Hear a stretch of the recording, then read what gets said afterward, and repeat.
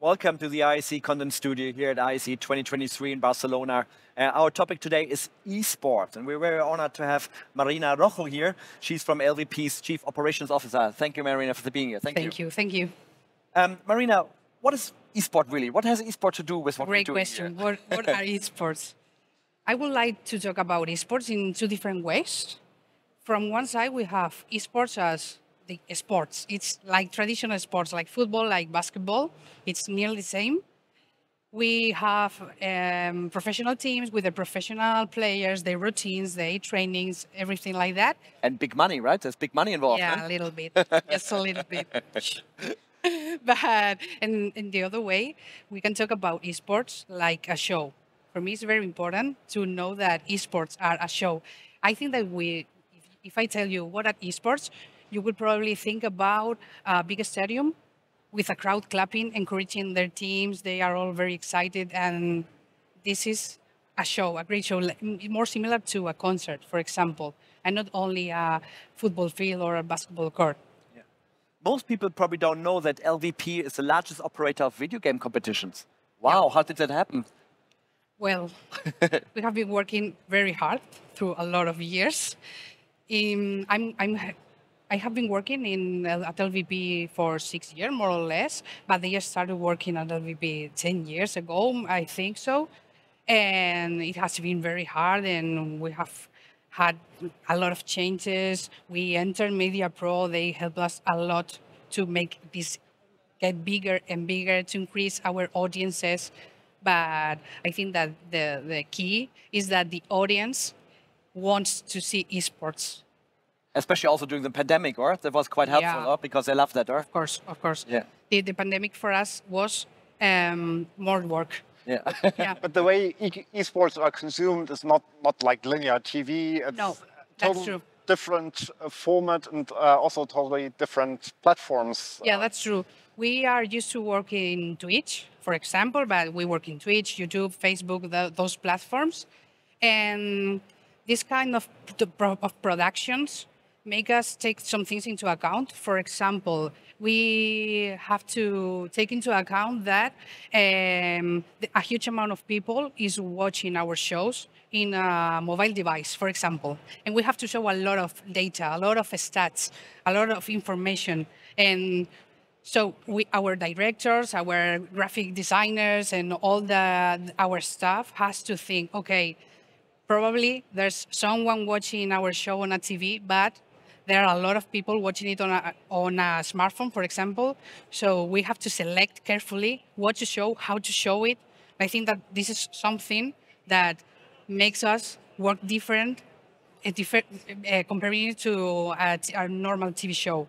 Yeah, and esports is also not only about the competition. Yeah. It's also about the event itself and pre-show and post-show, Yeah, and comments during show, chats during the events. So how do you combine all of that? Yeah, I think, as I've said, I've been working at LVP during 6 years, and it has evolved a lot and very fast.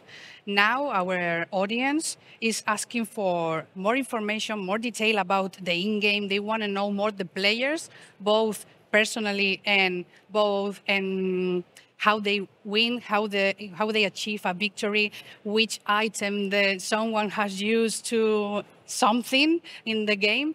So we use these sections, these spaces, the pre-show, the analyst desk.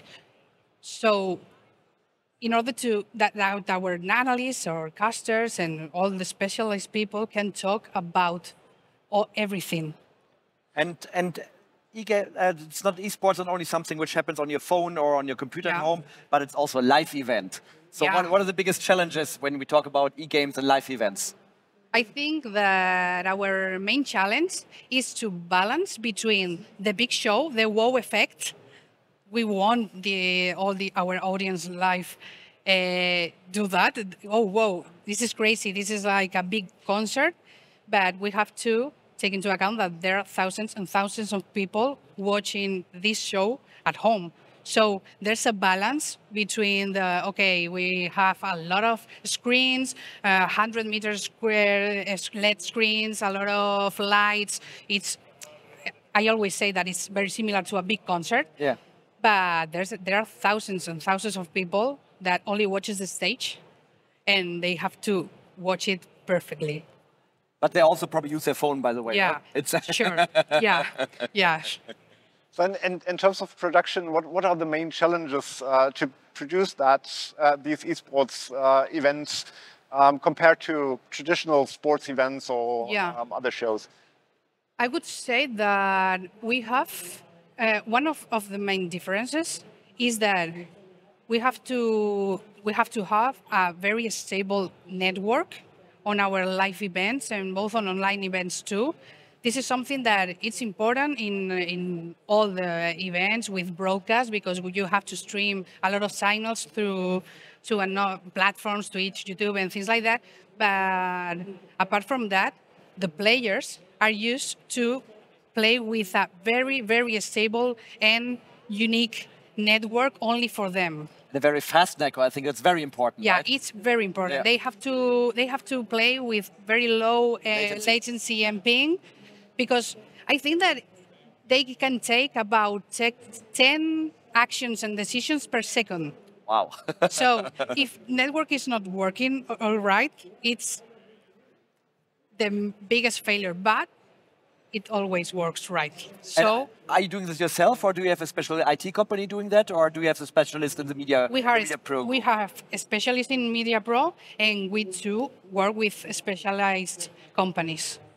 So this is a relatively new industry. And is it hard to get specialists for the different tasks? How's that? It's not hard, but it's a path an audiovisual professional has to walk.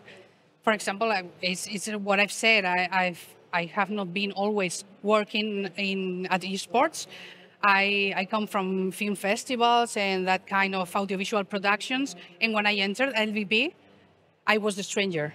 Everyone were video games lovers. They were enthusiasts. They made us that this audience increase and the broadcast production gets better and better. And I think that these changes, this new technology uses and that kind of stuff has made that, for example, me and a lot of audiovisual professionals has come to LVP and say, okay, I want to work here, I want to learn, I want some changes. And we have a mix of great professionals with a very long know-how on eSports and great professionals in audiovisual productions. And this has bring us to this high-quality production level we have right now. So we are right here in a virtual production set. Are you using this kind of technology as well? Of course. We are starting. I think that this is the beginning of the virtual productions and that we have a long path to walk. And we started about 2 years ago with green screens, virtual production, with small projects, because as I said, it's a learning. We have to do it step by step. But this year we have started working with Vision and Virtual Production. They're both companies from GRUP MEDIAPRO. And okay, they are the experts on this area. So we are talking with them in order to achieve the biggest and the greatest virtual production set. So we can move our cameras inside the set. We can have a more dynamic image, something better than we have today. And this is made by Unreal, which is a gaming engine, so it's very close to. Yeah, it's very close. To that we are the same. Yeah. Yeah, fascinating topic. It was great having you here with us. Thank you very much. Thank you. Thank you.